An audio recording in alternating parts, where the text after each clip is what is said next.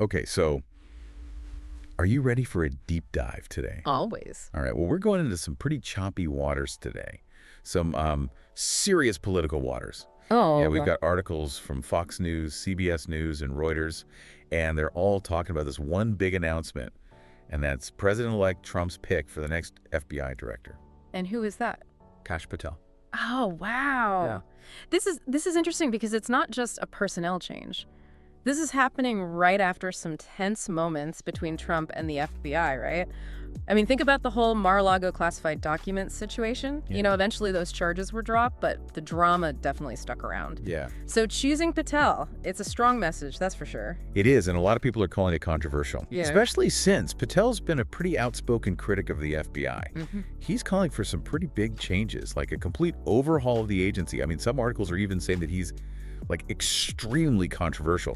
One article even called him the embodiment of Magyar rage. And then there's also the whole thing with the current director, Christopher Wray. Right. He still has a few years left in his term, so how does that even work? That's a great question, and this is what a lot of people are concerned about. So FBI directors are typically appointed for 10 years. It's not just some random number. It's really to make sure that whoever is leading the FBI can do their job without being swayed by political pressure, right? It's about maintaining independence. Right. And Wray's term isn't actually up until 2027, which means that for Patel to take over, something unusual has to happen. Either Wray would have to resign or Trump would have to fire him. So let's back up for a sec. Who was Kash Patel? What makes him such a lightning rod in all of this? So Patel's got a really diverse resume: lawyer, former public defender, federal prosecutor, national security expert. He actually held a lot of positions during Trump's first term. He worked on the National Security Council, and he was even chief of staff to the acting secretary of defense. That's not really the usual path for an FBI director, is it? No, it's not. But what really put him on the map was his role in challenging the Russia investigation. He was really central to drafting this memo that argued that the FBI was acting improperly when they got those surveillance warrants for people associated with Trump's campaign. Right. And the memo that claimed that the FBI was biased against Trump, what were like the main arguments in that? Right. And how did that end up like affecting how people view the FBI? Yeah, so while a lot of the memo's claims were later, debunked, it planted seeds of doubt about the FBI among Trump supporters, and it also solidified Patel's image as someone who believes that there's this deep state working against Trump. And to really drive that point home, he went on to write Government Gangsters, didn't he? Exactly, yeah. The book really just lays out Patel's beliefs that there is this corrupt bureaucracy within the government, and there is, actively trying to undermine Trump. He even talks about wanting to actually shut down the FBI headquarters, the Hoover Building, and turn it into a museum, that's dedicated to exposing the deep state. It's no surprise that people are concerned. Yeah. Speaking of concern, the articles that we're looking at are pretty critical of Patel. Oh, yeah. Yeah, they're painting him as someone who is like fiercely loyal to Trump, to the point where they're even questioning if he's qualified to lead the FBI. One even called him arguably the least qualified person ever nominated. I mean, those are some strong words. Yeah. What are the main concerns that people have about his leadership?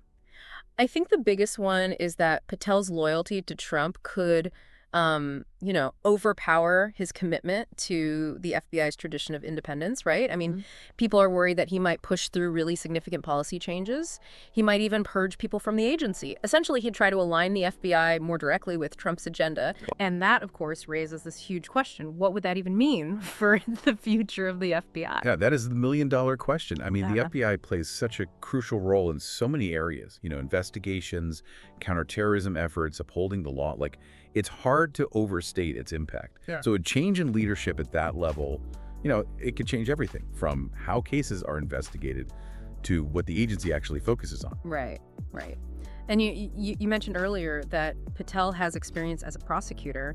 Did any of the articles dig into that, like his actual track record? Yeah, actually, one article highlighted this case involving a Libyan national who was accused of being involved in the 2012 attack in Benghazi. And Patel claimed that he was actually the lead prosecutor on that case. Yeah. But when you look at official Justice Department announcements, like his name doesn't actually appear in that capacity. It might seem like a small detail, but it does raise questions about how Patel presents himself, like, his credibility. Yeah. That's a good point. It makes you kind of wonder what other insights we could get from just his interactions in the past. Did the articles mention anything about his personality or how he interacts with others? Anything that could give us a clue about his leadership style? There's one anecdote that really jumps out. One of the articles recounts this incident where a judge actually dressed down Patel during a court proceeding. Oh, wow. Yeah, this was back in 2016, and apparently the judge took issue with Patel's attire. They even referred to him as a non-essential employee from Washington. It kind of suggests a potential for, clashing personalities and raises some eyebrows about his judgment and professionalism. A judge kicking him out of the courtroom. No, with chambers. Out of chambers. It's not something you hear about every day, so it sounds like he might have a history of rubbing people the wrong way. Yeah, that seems to be a recurring theme. And if he ends up as FBI director, he's going to have to navigate some really, really complex relationships with Congress, with the judiciary, even within the FBI itself. Based on what we're reading, that might be a challenge. What about the FBI agents themselves? Right. I mean, the people who are out there doing the work, how might they react to having him as their leader? That's a crucial thing to think about. The FBI has already been dealing with these internal divisions and morale issues, stemming from the fallout of the Trump era, all those investigations that followed. Right. Bringing Patel in, it could make things worse, especially if he starts trying to implement radical reforms or push people out. So you're saying there's a real possibility that things could get messy? There's definitely a risk, yeah. And there's also this real concern that career FBI agents might resist or even try to undermine a director that they see as being politically motivated. Right. And that kind of internal friction, it could really cripple the agency. So Patel's relationship with Trump is just one piece of the puzzle. He's also going to have to prove that he can actually lead this large and complex organization. Exactly. Leadership, it requires more than just loyalty to a person or even an ideology. It takes experience, it takes sound judgment, it takes the ability to build trust and consensus. And based on what we're seeing in these articles, it sounds like that might be what's missing. Yeah, it's a valid concern. If Patel is confirmed, he will need to demonstrate those leadership qualities pretty quickly if he wants to unify the agency and rebuild public trust.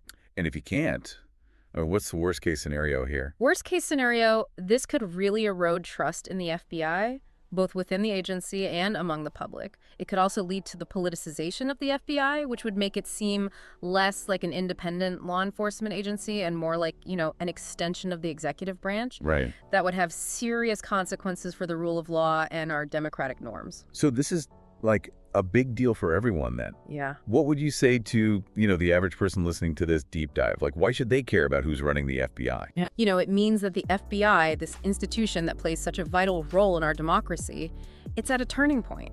And it could really impact their lives. Right. This isn't just some abstract political drama. It could impact how crimes are investigated, how we address threats to national security, even how justice is served. So we're not just talking about a change in leadership. We're talking about a potential change in the very nature of the FBI itself. That's a great way to put it. The FBI's core values, fidelity, bravery, integrity, they're really being put to the test right now. And how this whole situation unfolds will have a lasting impact on the agency's future and its place in American society. So we've talked about who Kash Patel is, why this nomination is causing such a stir, the impact this could have on the FBI.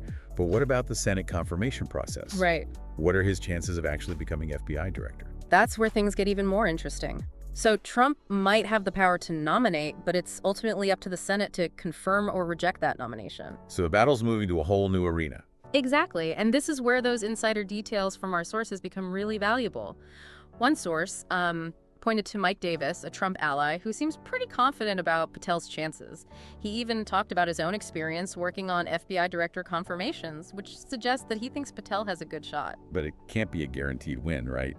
I mean, especially with all this controversy. Oh, of course not. You have to remember that the Senate is divided right now, and there's going to be some pretty strong opposition from Democrats who see Patel as a threat to the FBI's independence. They're likely to raise concerns about his past actions, his loyalty to Trump, and, just whether he's actually qualified for the job. So it sounds like we're in for some pretty intense hearings. What should we be looking for as this confirmation process plays out? Keep an eye on the questions that senators ask Patel. Will they focus on his experience, his qualifications? Or are they going to dig into the past controversies, his views on the deep state?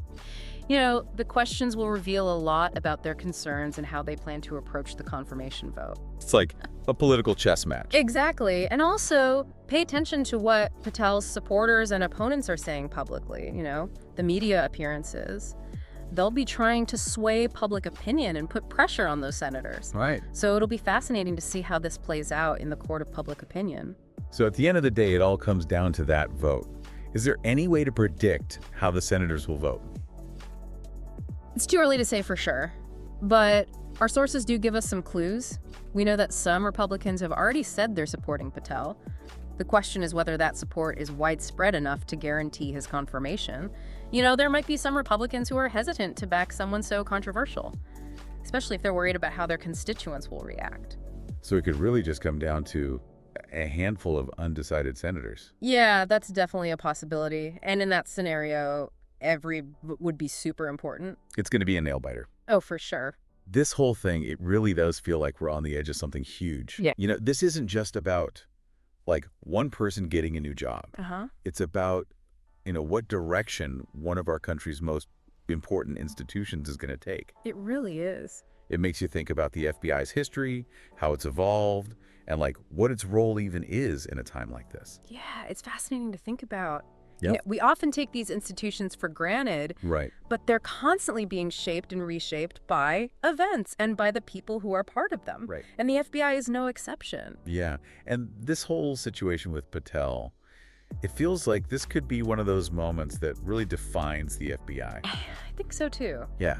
It really does force us to confront some fundamental questions like, what does it mean for the FBI to be truly independent? Yeah. How do we balance oversight and accountability while still making sure that it can operate effectively? Right. And most importantly, what kind of FBI do we even want? Those are some really big questions, and it doesn't sound like there are any easy answers. No, not at all. But that's what makes this so interesting, right? Exactly. We're seeing a case study play out in real time about, power, politics, all of these institutions that our democracy is built on. And it's happening right now. So as we wrap up this deep dive, Yeah. what's the one thing you hope our listeners will take away from this? I just hope that they come away understanding that these institutions, they aren't static. Right. They change, they evolve, Yeah. and the choices we make, the people that we put in charge, those things have a real impact. For sure. The FBI is at a crossroads, and the direction that it takes is going to have a huge impact on all of us. Well said. And to our listeners, keep digging into this. Yeah. Explore the sources that we've mentioned. Follow those Senate hearings. Mm-hmm. Most importantly, form your own opinions, because the future of the FBI, in a lot of ways, is in our hands. Absolutely. Thanks for joining us for this deep dive.